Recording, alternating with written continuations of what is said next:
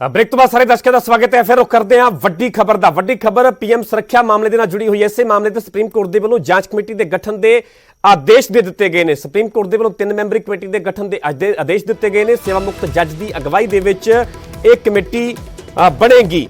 दरअसल supreme court ਦੇ ਵਿੱਚ लगातार ਇਹ ਮਾਮਲਾ ਚੱਲ ਰਿਹਾ। ਹਾਲਾਂਕਿ ਪੰਜਾਬ ਸਰਕਾਰ ਦੇ ਵੱਲੋਂ ਆਪਣਾ ਪੱਖ ਰੱਖਿਆ ਗਿਆ। ਇਸ ਦੌਰਾਨ ਕੇਂਦਰ ਸਰਕਾਰ ਦੇ ਵੱਲੋਂ ਬਲੂ ਬੁੱਕ ਦਾ ਲਗਾਤਾਰ ਹਵਾਲਾ ਦਿੱਤਾ ਜਾ ਰਿਹਾ ਹੈ ਕਿ ਸੁਰੱਖਿਆ ਮਾਮਲੇ ਦੇ ਵਿੱਚ ਜਿਹੜਾ ਪੂਰਾ ਇੰਤਜ਼ਾਮ ਕਰਨਾ ਹੁੰਦਾ ਹੈ ਉਹ ਸਥਾਨਕ ਪੁਲਿਸ ਨੇ ਕਰਨਾ ਹੁੰਦਾ ਹੈ, ਡੀਜੀਪੀ ਦੀ ਦੇਖਰੇਖ ਦੇ ਵਿੱਚ ਕਰਨਾ ਹੁੰਦਾ ਹੈ। ਤੇ ਇਸੇ ਦੌਰਾਨ ਸੁਪਰੀਮ ਕੋਰਟ ਦੇ ਵੱਲੋਂ 3 ਮੈਂਬਰੀ ਕਮੇਟੀ ਦੇ ਗਠਨ ਦੇ ਆਦੇਸ਼ ਦਿੱਤੇ ਗਏ ਨੇ। ਸੇਵਾ ਮੁਕਤ ਜੱਜ ਦੀ ਅਗਵਾਈ ਦੇ ਵਿੱਚ ਇੱਕ ਕਮੇਟੀ ਬਣਾਈ ਜਾਵੇਗੀ। ਕਮੇਟੀ ਦਾ ਗਠਨ ਕੀਤਾ ਜਾਵੇਗਾ ਤਾਂ ਪੂਰੇ ਮਾਮਲੇ ਦੇ ਵਿੱਚ ਕਮੇਟੀ ਦੇ ਵੱਲੋਂ ਜਾਂਚ ਪੜਤਾਲ ਕੀਤੀ ਜਾਵੇਗੀ ਕਿ ਆਖਰਕਾਰ ਕਿੱਥੇ ਕੁਤਾਹੀ ਵਰਤੀ ਗਈ ਹੈ, ਕਿੱਥੇ ਕਮੀ ਰਹੀ ਹੈ, ਕਿੱਥੇ ਸੁਰੱਖਿਆ ਨੂੰ ਲੈ ਕੇ ਲਾਪਰਵਾਹੀ ਵਰਤੀ ਗਈ ਹੈ। ਹਰ ਐਂਗਲ ਤੋਂ, ਹਰ ਪਹਿਲੂ ਤੋਂ ਇਸ ਕਮੇਟੀ ਦੇ ਵੱਲੋਂ ਜਾਂਚ ਕੀਤੀ ਜਾਵੇਗੀ।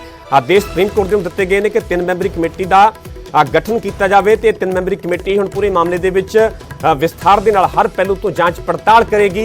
पूरा घटनाक्रम जिहड़ा 5 जनवरी का जदों प्रधानमंत्री नरेंद्र मोदी का काफिला बठिंडा तो फिरोजपुर जा रहा सीगा, तो रस्ते दे विच हाईवे ते 15 तो 20 मिनट एक काफिला रुकिया रहा क्योंकि अगे प्रदर्शनकारियों का रस्ता रोकिया गया सीगा, प्रदर्शन किया जा रहा सीगा। ते इस दौरान 15-20 मिनट काफिला रुकण तो बाद सुरक्षा के कारणों करके वापस परत गया, वापस जाना पै गया। तो फिरोजपुर की जिहड़ी बीजेपी की रैली सी वो भी रद्द होगी, जिस तो बाद लगातार यह मामला हुण गरमाउंदा है नजर आ रहा। हालांकि पंजाब सरकार के लगातार कोताही के इल्जामों को रद्द किया जा रहा, पर केंद्र सरकार के ब्लू बुक का हवाला देते हुए पंजाब सरकार को निशाने ते लिया जा रहा है। बीजेपी भी लगातार पंजाब सरकार को निशाने ते लै रही है। तो इस दे नाल जुड़ी हुई वड्डी खबर है, वड्डी अपडेट है कि सुप्रीम कोर्ट के वल्लों 3 मैंबरी कमेटी के गठन के आदेश दिते गए ने। सेवा मुक्त जज की अगवाई दे विच एक कमेटी बनाई जाएगी, कमेटी का गठन किया जाएगा तो हर पहलू तो एक कमेटी के मैंबर जांच पड़ताल करेंगे।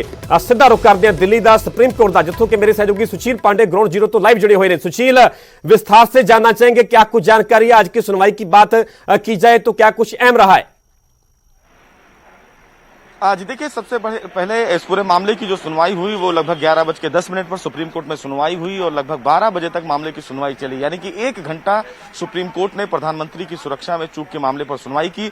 सबसे पहले मामले की सुनवाई के दौरान सुप्रीम कोर्ट ने यह कहा कि 10 बजे उन्हें पंजाब हरियाणा हाईकोर्ट के रजिस्ट्रार जनरल के द्वारा तमाम जो दस्तावेज हैं उसकी कॉपी मिली है। हालांकि मामले की सुनवाई के दौरान सुप्रीम कोर्ट में पंजाब सरकार के जो वकील हैं एडवोकेट जनरल DS पटवालिया, उनकी तरफ से यह कहा गया कि चूंकि इस पूरे मामले में जब सुप्रीम कोर्ट मामले की सुनवाई कर रहा है तो केंद्र सरकार के द्वारा उनके तमाम अधिकारियों को सो कॉज नोटिस जारी किया गया है और उनसे पूछा गया है कि उनके खिलाफ अनुशासनात्मक कार्रवाई क्यों ना की जाए। सबसे महत्वपूर्ण बात, इस मामले में पंजाब सरकार के वकील के द्वारा केंद्र सरकार के इस कदम का विरोध किया गया और यह कहा गया कि जब सुप्रीम कोर्ट मामले की सुनवाई कर रहा है तो आखिर जांच अधिकारियों को तुरंत दोषी क्यों करार दिया जा रहा है। बहरहाल केंद्र सरकार ने इस पूरे मामले में सुनवाई के दौरान यह कहा कि चूंकि इस पूरे मामले में जिस तरह प्रधानमंत्री की सुरक्षा में चूक हुआ है, ऐसे में SPG एक्ट के मुताबिक जो लोकल इंटेलिजेंस होता है उसकी जिम्मेदारी है और संबंधित राज्य के DGP की यह जिम्मेदारी होती है कि उस पूरे मामले में उनको ये जानकारी दें। बहरहाल पंजाब सरकार और केंद्र सरकार ने एक दूसरे की एजेंसियों पर आरोप लगाए और ये कहा कि जिस तरह पंजाब सरकार इस मामले में आगे बढ़ रही है, ऐसा नहीं लगता है कि इस मामले में जांच निष्पक्ष होगी। सुप्रीम कोर्ट में पंजाब सरकार की तरफ से कहा गया कि अगर इस पूरे मामले में सुप्रीम कोर्ट को लगता है कि जांच निष्पक्ष नहीं हो पाएगी तो पंजाब सरकार इस पूरे मामले में फ्री हैंड है और अगर सुप्रीम कोर्ट इस मामले में कोई भी कमेटी का गठन करना चाहती है तो वो स्वतंत्र है। पंजाब सरकार भी प्रधानमंत्री की सुरक्षा को लेकर बेहद गंभीर है और अगर इस सुप्रीम कोर्ट के द्वारा बनाई गई कमेटी में अगर उनके अधिकारियों को दोषी करार दिया जाता है तो वो तैयार हैं। बड़ा सवाल इस मामले में यह है कि केंद्र सरकार ने पंजाब सरकार के द्वारा बनाई गई कमेटी का कड़ा विरोध किया, लेकिन पंजाब सरकार की तरफ से पेश एडवोकेट जनरल ने भी ये कहा कि केंद्र सरकार के द्वारा लगातार उनके जो अधिकारी हैं उन पर सवाल खड़ा किया जा रहा है। बहरहाल मामले की सुनवाई के दौरान सुप्रीम कोर्ट ने भी केंद्र सरकार के वकील से ये पूछा कि जिस तरह आप मामले में बहस कर रहे हैं ऐसे में लगता है कि आपने पहले ही तमाम अधिकारियों को दोषी करार दे दिया है। हालांकि केंद्र सरकार ने कहा कि ऐसी उनकी मंशा नहीं है, चूंकि प्रधानमंत्री की सुरक्षा से चूक का मामला जुड़ा हुआ है, लिहाजा इस पूरे मामले में उनकी जिम्मेवारी होती है कि जो संबंधित अधिकारी हैं उनसे सवाल किया जाए। सबसे बड़ा सवाल इस मामले में यह रहा कि जब मामले की सुनवाई चल रही थी तो दोनों सरकारें यानी कि पंजाब सरकार और केंद्र सरकार एक दूसरे की द्वारा जो कमेटी जांच कर रही थी उस पर आरोप लगा रही थी और इसीलिए सुप्रीम कोर्ट को ये कहना भी पड़ा कि इस मामले में सुनवाई के दौरान सुप्रीम कोर्ट ने कहा कि प्रधानमंत्री की सुरक्षा बेहद गंभीर मुद्दा है और ऐसे में वो चाहते हैं कि इस मामले में निष्पक्ष जांच हो, लेकिन जिस तरह दोनों एजेंसियां एक दूसरे पर आरोप लगाती हैं ये फिलहाल सही नहीं है। हालांकि जस्टिस सीमा कोहली ने यह भी कहा कि जिस तरह लगातार आरोप लगाए जा रहे हैं केंद्र सरकार के द्वारा, ऐसे में वो कोर्ट से क्या एक्सपेक्ट करते हैं, कोर्ट इस मामले में क्यों आदेश दे जब केंद्र सरकार के द्वारा तमाम जो एजेंसियां हैं वो पहले ही उनको दोषी करार दे दी हैं। बहरहाल मामले की सुनवाई के दौरान फिलहाल दोनों पक्षों को सुना गया और सुनने के बाद सुप्रीम कोर्ट ने 10 मिनट तक आपस में चर्चा की, यानी कि justice N V Ramana, justice Suryakant और जस्टिस सीमा कोहली ने इस मामले में निष्पक्ष जांच को लेकर 10 मिनट आपस में चर्चा की और उसके बाद एक अहम आदेश जारी करते हुए ये कहा कि इस पूरे मामले में उनके द्वारा एक कमेटी का गठन किया जाता है जिसमें फिलहाल सुप्रीम कोर्ट के जो रिटायर्ड जज हैं उनको शामिल किया जाएगा और जो कमेटी बनाई गई है उस कमेटी को वही हेड करेंगे। हालांकि इस मामले में एसपीजी के जो फिलहाल अफसर हैं उनको शामिल किया गया है, आईबी के जो अफसर हैं उनको शामिल किया गया है और साथ ही साथ चंडीगढ़ के जो डीजीपी हैं उनको भी इस जांच में शामिल किया गया है। लेकिन इस मामले में जो विस्तृत आदेश है परमिंदर वो अभी आना बाकी है, क्योंकि इस मामले में और भी चीजें सामने निकल कर आएंगी जब आदेश की कॉपी सामने निकल कर आएगी कि आखिर कौन से सुप्रीम कोर्ट के रिटायर्ड जज होंगे जो इस पूरी कमेटी को हेड करेंगे, कितने दिन में ये कमेटी जो है वो जांच को लेकर अपनी रिपोर्ट सुप्रीम कोर्ट में देगी और साथ ही साथ कमेटी में और कौन कौन लोग शामिल किए जाएंगे। हालांकि मामले की सुनवाई के दौरान केंद्र सरकार की तरफ से यह कहा गया कि चूंकि मामला प्रधानमंत्री की सुरक्षा से जुड़ा हुआ है और इसमें क्रॉस बॉर्डर टेररिज्म का भी एंगल है, लिहाजा एनआईए को भी इसमें शामिल किया जाए। तो देखना बेहद अहम है कि जब सुप्रीम कोर्ट इस मामले में अपना जो आदेश जारी करेगा उसमें क्या कुछ चीजें निकल कर आएंगी। लेकिन जो बड़ा आदेश है सुप्रीम कोर्ट का वो यही है कि इस पूरे मामले में सुप्रीम कोर्ट की रिटायर्ड जज की अध्यक्षता में भी अब जांच आगे बढ़ेगी। ठीक है सुशील, फिलहाल ਦੀ ਪੂਰੀ ਜਾਣਕਾਰੀ ਤੁਹਾਡਾ ਬਹੁਤ ਬਹੁਤ ਧੰਨਵਾਦ। ਸੋ ਵੱਡੀ ਖਬਰ ਹੈ ਪੀਐਮ ਸੁਰੱਖਿਆ ਦੇ ਮਾਮਲੇ ਦੇ ਨਾਲ ਜੁੜੀ ਹੋਈ ਸੁਪਰੀਮ ਕੋਰਟ ਦੇ ਵੱਲੋਂ ਜਾਂਚ ਕਮੇਟੀ ਦੇ ਗਠਨ ਦਾ ਆਦੇਸ਼ ਦੇ ਦਿੱਤਾ ਗਿਆ ਹੈ। ਸੁਪਰੀਮ ਕੋਰਟ ਦੇ ਵੱਲੋਂ 3 ਮੈਂਬਰੀ ਕਮੇਟੀ ਦੇ ਗਠਨ ਦੇ ਆਦੇਸ਼ ਦਿੱਤੇ ਗਏ ਨੇ। ਸੇਵਾ ਮੁਕਤ ਜੱਜ ਦੀ ਅਗਵਾਈ ਦੇ ਵਿੱਚ ਹੁਣ ਕਮੇਟੀ ਬਣੇਗੀ ਤਾਂ ਉਸੇ ਕਮੇਟੀ ਦੇ ਵੱਲੋਂ ਪੂਰੇ ਮਾਮਲੇ ਦੇ ਵਿੱਚ ਜਾਂਚ ਕੀਤੀ ਜਾਵੇਗੀ।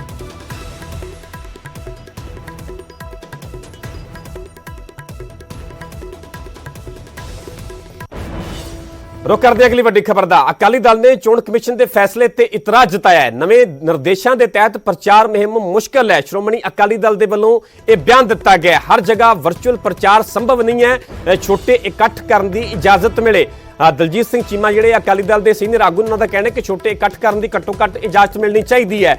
वर्चुअल तरीके दे नाल हर वोटर तक पहुंच नहीं हो सकेगी, क्योंकि 8 तरीक को जिवें ही पंजाब विधान सभा चोणां का ऐलान किया गया, पंजाब सने 5 सूबों का ऐलान किया गया चोणां का, तो इस दौरान सिद्ध तौर पर चोण कमिशन के वलों पाबंदी लगाई गई है कि 15 जनवरी तक कोई भी वड्डी चोण रैली नहीं हो सकती, कोई वड्डा रोड शो नहीं हो सकता। तो हुण अकाली दल के वलों चोण कमिशन के इस फैसले पर इतराज जताया गया है। अकाली दल का कहना है कि नवे निर्देशों के तहत प्रचार में मुश्किल है। हर जगह वर्चुअल प्रचार करना संभव नहीं है, छोटे इकट्ठ करने की इजाजत मिले। वर्चुअल तरीके दे नाल हर वोटर तक पहुंच नहीं हो सकेगी। अकाली दल के वलों यह बयान दिता गया।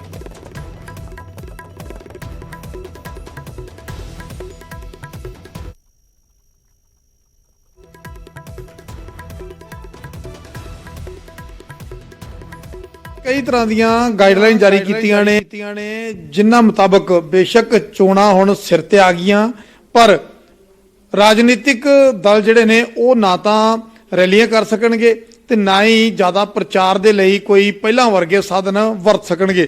ਸਾਡੇ ਨਾਲ ਡਾਕਟਰ ਦਲਜੀਤ ਚੀਮਾ ਨੇ, ਸਾਬਕਾ ਮੰਤਰੀ ਤੇ ਅਕਾਲੀ ਦਲ ਦੇ ਸੀਨੀਅਰ ਆਗੂ। ਚੀਮਾ ਸਾਹਿਬ, ਕਿਵੇਂ ਦੇਖਦੇ ਹੋ ਜਿਹੜੀਆਂ ਨਵੀਆਂ ਗਾਈਡਲਾਈਨਸ ਨੇ? ਨਾ ਤਾਂ ਤੁਹਾਡੀਆਂ ਹੁਣ ਰੈਲੀਆਂ ਹੋਣੀਆਂ, ਨਾ ਹੁਣ ਤੁਸੀਂ ਰੋਡ ਸ਼ੋਅ ਕਰ ਸਕਦੇ ਆ। ਮੈਨੂੰ ਲੱਗਦਾ ਤਾਂ ਹੀ ਸ਼ਾਇਦ ਤੁਸੀਂ ਅੱਜ ਦਫ਼ਤਰ ਵੀ ਬੈਠੇ। ਨਹੀਂ, ਦੇਖੋ ਗੱਲ ਇਹ ਹੈ ਕਿ ਕੋਵਿਡ ਦੇ ਕੇਸਿਸ ਦੇ ਵਿੱਚ ਵਾਧਾ ਹੋ ਰਿਹਾ, ਉਹ ਤਾਂ ਸਾਨੂੰ ਵੀ ਸਮਝ ਆਉਂਦਾ ਹੈ ਕਿ ਉਹਦੇ ਵਿੱਚ ਜਿੰਨੀਆਂ ਵੀ ਪ੍ਰੀਕਾਸ਼ਨਸ ਜਿਹੜੀਆਂ ਉਹ ਲੈਣੀਆਂ ਚਾਹੀਦੀਆਂ ਉਹ ਜ਼ਰੂਰੀ ਹੈ। ਇਸ ਗੱਲ ਵਾਸਤੇ ਬਤੌਰ ਪੋਲੀਟੀਕਲ ਪਾਰਟੀ, ਇੱਕ ਜ਼ਿੰਮੇਵਾਰ ਪਾਰਟੀ ਹੋਣ ਦੇ ਨਾਤੇ ਅਸੀਂ ਕਮਿਸ਼ਨ ਦੇ ਨਾਲ 100% ਸਹਿਮਤ ਹਾਂ ਔਰ ਉਹਨੂੰ ਹਰ ਤਰ੍ਹਾਂ ਦਾ ਸਹਿਯੋਗ ਅਸੀਂ ਕੋਵਿਡ ਪ੍ਰੋਟੋਕਾਲ ਨੂੰ ਲਾਗੂ ਕਰਨ ਦੇ ਵਿੱਚ ਦੇਣਾ ਚਾਹੁੰਦੇ ਹਾਂ, ਦਿਆਂਗੇ। ਦੂਜੀ ਗੱਲ ਹੈ ਕਿ ਵੱਡੀਆਂ ਰੈਲੀਆਂ ਨਹੀਂ ਹੋਣਗੀਆਂ, ਕੋਈ ਗੱਲ ਨਹੀਂ, ਉਹ ਵੀ ਇੱਕ ਅਲੱਗ ਇਸ਼ੂ ਹੈ। ਜੇ ਇਸ ਲੈਵਲ ਦੇ ਉੱਤੇ ਸਮੱਸਿਆ ਰਹਿੰਦੀ ਹੈ ਤਾਂ ਕੁਦਰਤੀ ਗੱਲ ਹੈ, ਉਹਦੇ ਨਾਲ ਸਪਰੈਡ ਵੱਧਦਾ। ਉਹ ਜੇ ਪਾਬੰਦੀਆਂ ਵੱਡੀਆਂ ਰੈਲੀਆਂ ਤੇ ਹੋ ਜਾਂਦੀਆਂ ਤੇ ਉਹਦੇ 'ਚ ਕੋਈ ਗੱਲ ਨਹੀਂ। ਹੁਣ ਜਿਹੜੀ ਦਿੱਕਤ ਹੈ ਕਿ ਅਸੈਂਬਲੀ ਕੰਸਟੀਟੂਐਂਸੀ ਬਹੁਤ ਵੱਡੀ ਹੁੰਦੀ, ਸ਼ਹਿਰ ਦਾ ਏਰੀਆ ਛੋਟਾ ਹੁੰਦਾ। ਮੇਰੀ ਆਪਣੀ ਅਸੈਂਬਲੀ ਕੰਸਟੀਟੂਐਂਸੀ 70 ਕਿਲੋਮੀਟਰ ਲੰਬਾ ਏਰੀਆ ਪੈਂਦਾ, 200-250 ਪਿੰਡਾਂ ਵਿੱਚ ਸ਼ਹਿਰ ਨੇ। ਉੱਥੇ ਜਿਹੜਾ ਸਾਡੇ ਹੁਣ ਤੱਕ ਦਾ ਜੋ ਸਿਸਟਮ ਹੈ, ਸਾਰੀਆਂ ਪੋਲੀਟੀਕਲ ਪਾਰਟੀਆਂ ਜਿਹੜਾ ਅਡਾਪਟ ਕਰਦੀਆਂ ਕਿ ਕੈਂਡੀਡੇਟ ਨੇ ਤਕਰੀਬਨ ਹਰ ਜਗ੍ਹਾ ਜਾਣਾ ਜ਼ਰੂਰੀ ਹੁੰਦਾ। ਪਬਲਿਕ ਦੀ ਡਿਮਾਂਡ ਵੀ ਹੁੰਦੀ ਹੈ, ਲੋਕਾਂ ਨਾਲ ਇੰਟਰੈਕਟ ਕਰਨਾ ਉਹਦੀ ਵੀ ਡਿਊਟੀ ਬਣਦੀ ਹੈ। ਲੋਕਾਂ ਦੀਆਂ ਮੌਕੇ ਦੇ ਉੱਤੇ ਕਈ ਮੁਸ਼ਕਲਾਂ ਵੀ ਲੋਕੀ ਰੱਖਦੇ ਆ, ਉਹ ਵੀ ਉਹਨੇ ਸੁਣਨੀਆਂ ਹੁੰਦੀਆਂ। ਇਸ ਕਰਕੇ ਸਾਰੇ ਲੋਕਾਂ ਕੋਲੇ ਹਾਲੇ ਬਹੁਤ ਸਾਡੇ ਸਮਾਜ ਦੇ ਵਿੱਚ ਗਰੀਬੀ ਵੀ ਆ, ਬਹੁਤ ਇਲਾਕੇ ਪਛੜੇ ਵੀ ਨੇ, ਬਹੁਤ ਸਾਰੇ ਪਿੰਡ ਹੈਗੇ ਆ ਜਿੱਥੇ ਹਾਲੇ ਤੱਕ ਵੀ ਕੋਈ ਇੰਟਰਨੈਟ ਦੀ ਸਹੂਲਤ ਵੀ ਨਹੀਂ ਹੈਗੀ। ਹਰ ਤਰ੍ਹਾਂ ਦੀਆਂ ਦਿੱਕਤਾਂ ਨੇ। ਫਿਰ ਬਜ਼ੁਰਗ ਇੱਕ ਏਜ ਹੈ, ਬਹੁਤ ਵੱਡੀ ਗਿਣਤੀ ਹੈ ਵੋਟਰਾਂ ਦੀ, ਉਹ ਇਸ ਸਿਸਟਮ ਦੇ ਨਾਲ ਵਾਸਤਾ ਹੀ ਨਹੀਂ, ਉਹਨਾਂ ਨੇ ਕਦੀ ਵੀ ਇਹ ਸਿਸਟਮ ਯੂਜ਼ ਨਹੀਂ ਕੀਤੇ। ਇਸ ਕਰਕੇ ਹੁਣ ਉਹਨਾਂ ਵੋਟਰਾਂ ਤੱਕ ਕਿਵੇਂ ਪਹੁੰਚ ਕੀਤੇ, ਅਸੀਂ ਇਲੈਕਸ਼ਨ ਕਮਿਸ਼ਨ ਨਾਲ ਕੱਲ੍ਹ ਵੀ ਡਿਸਟ੍ਰਿਕਟ ਲੈਵਲ ਦੇ ਉੱਤੇ ਮੀਟਿੰਗ ਹੋਈ ਸੀ ਡਿਪਟੀ ਕਮਿਸ਼ਨਰ ਸਾਹਿਬਾਨ ਨਾਲ, ਉੱਥੇ ਵੀ ਅਸੀਂ ਮੁਸ਼ਕਲਾਂ ਸਾਹਮਣੇ ਰੱਖੀਆਂ ਸੀ। ਭਈ ਇਹ ਠੀਕ ਹੈ ਕਿ ਸਾਡੇ ਵਰਕਰ ਹੇਠਾਂ ਲੈਵਲ ਤੇ ਪਹਿਲਾਂ ਵੀ ਡੋਰ ਟੂ ਡੋਰ ਕਰਦੇ ਆ, ਹੁਣ ਵੀ ਡੋਰ ਟੂ ਡੋਰ ਕਰਨਗੇ, ਪਰ ਕੈਂਡੀਡੇਟ ਦਾ ਕਲੀਅਰ ਕਰੋ ਕਿ ਉਹ ਜਿੱਥੇ ਜਾਵੇ ਤੁਸੀਂ ਇੱਕ ਲਿਮਿਟ ਤੈਅ ਕਰੋ, ਚਾਹੇ ਕੋਡ ਪ੍ਰੋਟੋਕਾਲ ਦੇ ਮੁਤਾਬਕ ਜਿਵੇਂ ਵਿਆਹ ਦੀ ਤੈਅ ਕੀਤੀ ਹੋਈ ਹੈ, ਭੋਗ ਦੀ ਤੈਅ ਕੀਤੀ ਹੋਈ ਹੈ, ਹੋਰ ਸਮਾਗਮਾਂ ਦੀ ਤੈਅ ਕੀਤੀ ਹੋਈ ਹੈ, ਇਸੇ ਤਰ੍ਹਾਂ ਤੁਸੀਂ ਸਾਡੇ ਵੀ ਬੇਸ਼ੱਕ ਤੈਅ ਕਰ ਦਿਓ ਕਿ ਇੰਡੋਰ ਇਦੋਂ ਵੱਧ ਨਹੀਂ ਹੋਣਾ ਚਾਹੀਦਾ, ਆਊਟਡੋਰ ਇਦੋਂ ਵੱਧ ਨਹੀਂ ਹੋਣਾ ਚਾਹੀਦਾ, ਪਰ ਕੁਛ ਨਾ ਕੁਛ ਮੂਵਮੈਂਟ ਕੈਂਡੀਡੇਟ ਨੂੰ ਪਰਮਿਟ ਜਿਹੜੀ ਹੈ ਉਹ ਅਸੀਂ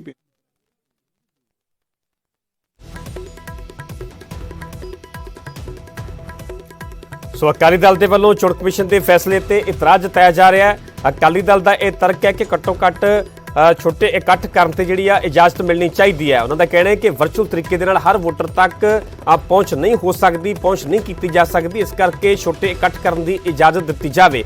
ਨਵੇਂ ਨਿਰਦੇਸ਼ਾਂ ਦੇ ਤਹਿਤ ਪ੍ਰਚਾਰ ਮੁਹਿੰਮ ਮੁਸ਼ਕਲ ਹੈ, ਹਰ ਜਗ੍ਹਾ ਵਰਚੁਅਲ ਪ੍ਰਚਾਰ ਸੰਭਵ ਨਹੀਂ ਹੈ। ਅਕਾਲੀ ਦਲ ਦੇ ਵੱਲੋਂ ਚੋਣ ਕਮਿਸ਼ਨ ਦੇ ਫੈਸਲੇ ਤੇ ਇਤਰਾਜ਼ ਜਤਾਇਆ ਜਾ ਰਿਹਾ। ਦੱਸੋ ਚੋਣ ਕਮਿਸ਼ਨ ਨੇ 15 ਜਨਵਰੀ ਤੱਕ ਕਿਸੇ ਵੀ ਚੋਣ ਰੈਲੀ, ਕਿਸੇ ਵੀ ਰੋਡ ਸ਼ੋਅ ਕਰਨ ਤੇ ਪੂਰੀ ਤਰ੍ਹਾਂ ਪਾਬੰਦੀ ਲਗਾਈ ਹੈ। रुख करते अगली वड्डी खबर दा। पंजाब पुलिस के ट्रांसफर ऑर्डर ਨੂੰ ਲੈ ਕੇ बवाल खड़ा हो गया। ऑर्डर ਤੇ सिद्धार्थ चट्टोपाध्याय ਦੇ फर्जी दस्तखत ने। सूत्रों के हवाले तो खबर है, साबका डीजीपी चट्टोपाध्याय ने कहा कि दस्तखत उन्होंने दे नहीं ने। 8 जनवरी ਨੂੰ 47 डीएसपी ਦੇ ट्रांसफर का ऑर्डर होया सीगा ठीक चोणां ਦੇ ऐलान तो पहला। ਤੇ ਹੁਣ ਸਵਾਲ ਖੜੇ ਹੋਣੇ ਸੁਭਾਵਿਕ ਨੇ ਕਿ ਜੇਕਰ ਸੂਬੇ ਦੇ ਡੀਜੀਪੀ ਦੇ ਦਸਤਖਤ ਨਹੀਂ ਨੇ ਤਾਂ ਫਿਰ ਉਹਨਾਂ ਦੇ ਦਸਤਖਤ ਤੋਂ ਬਿਨਾਂ ਇੰਨੇ ਅਧਿਕਾਰੀਆਂ ਦੇ ਵੱਡੇ ਪੱਧਰ ਤੇ ਤਬਾਦਲੇ ਕਿਵੇਂ ਹੋ ਗਏ।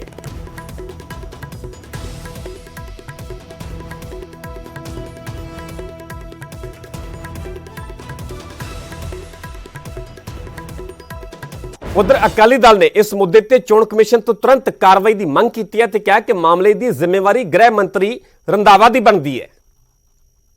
कि 47 डीएसपी ਦੀਆਂ ਬਦਲੀਆਂ ਜਿਸ ਦਿਨ ਕੋਡ ਲੱਗਿਆ ਹੋ ਗਈਆਂ ਤੇ ਹੁਣ ਜ਼ਿੰਮੇਵਾਰੀ ਕੋਈ ਨਹੀਂ ਲੈ ਰਿਹਾ ਕਿ ਕਿਹਦੇ ਹੁਕਮਾਂ ਨਾਲ ਹੋਈਆਂ। ਦੇਖੋ ਡੀਜੀਪੀ ਦੇ ਸਾਈਨਾਂ ਤੋਂ ਬਿਨਾ ਟ੍ਰਾਂਸਫਰ ਤਾਂ ਨਹੀਂ ਹੋ ਸਕਦੀ। ਡੀਐਸਪੀ ਲੈਵਲ ਤੇ ਨੈਚੁਰਲ ਲੈਵਲ ਤੇ ਨੈਚੁਰਲੀ ਇਸ ਤੋਂ ਉੱਪਰ ਵੀ ਫਾਈਲ ਕਈ ਹੋਏਗੀ ਔਰ ਇਹ ਜਿਹੜੇ ਆਰਡਰ ਹੁੰਦੇ ਆ ਕੁਦਰਤੀ ਗੱਲ ਆ ਫਾਈਲ ਦੇ ਉੱਤੇ ਹੋਏ ਹੋਣਗੇ। ਤੇ ਇਹ ਕਿਵੇਂ ਹੋ ਸਕਦਾ ਹੈ ਕਿ ਡੀਜੀਪੀ ਦੇ ਸਾਈਨ ਹੀ ਕੋਈ ਹੋਰ ਬੰਦਾ ਕਰ ਗਿਆ। ਜੇ ਜਿਸ ਤਰ੍ਹਾਂ ਕਿਹਾ ਜਾ ਰਿਹਾ ਹੈ ਕਿ ਪਿਛਲੇ ਡੀਜੀਪੀ ਸਾਹਿਬ ਕਹਿੰਦੇ ਕਿ ਮੇਰੇ ਦਸਤਖਤ ਨਹੀਂ ਹੈ, ਫਿਰ ਤਾਂ ਬੜੀ ਵੱਡੀ ਅੰਧੇਰ ਕਰਦੀ ਕਿ ਜੇ ਸਰਕਾਰ ਦੇ ਵਿੱਚ ਪੋਸਟਿੰਗ ਟ੍ਰਾਂਸਫਰ ਇਸ ਤਰ੍ਹਾਂ ਹੁੰਦੀਆਂ ਕਿ ਡੀਜੀਪੀ ਦੇ ਵੀ ਜਾਲੀ ਸਾਈਨ ਹੋ ਜਾਂਦੇ ਆ ਤੇ ਫਿਰ ਤਾਂ ਇਹ ਸਾਰੇ ਹੀ ਫਿਰ ਸ਼ਾਮ ਤੱਕ ਅੰਦਰ ਹੋਣੇ ਚਾਹੀਦੇ ਆ।